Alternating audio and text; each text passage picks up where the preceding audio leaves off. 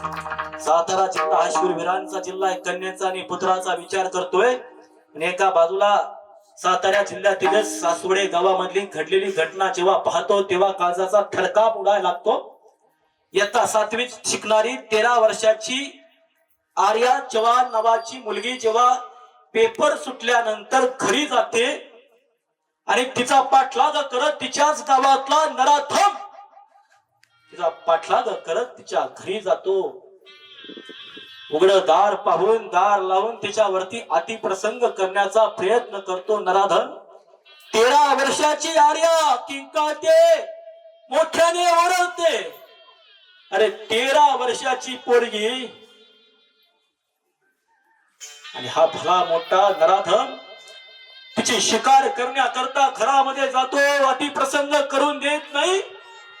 मग या सावित्रीच्या जिजाऊच्या अहिल्याच्या आर्यला तिचं डोकं जात्यावरती आपटून जातच तिच्या डोक्यात घालतो।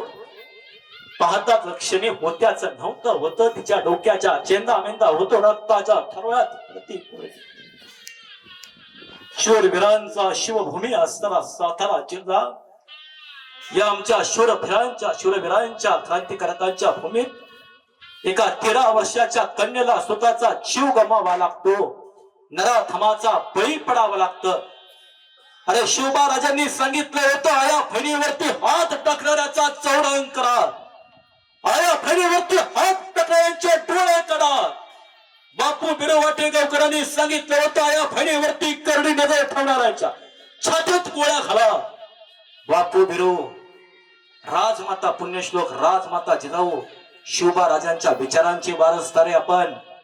इथून पुढे आया बहिणीवरती अन्याचार झाला, हातात मेणबत्त्या देऊ नका, मोर्चे करू नका। त्याच मेणबत्त्या घेऊन जो नराधम तुमच्या आया बहिणीवरती हात टाकतोय ना, त्या नराधमाला जिवंत जळा। हीच त्या लेकींना खरी श्रद्धांजली असेल, यापेक्षा कोणती श्रद्धांजली असतात।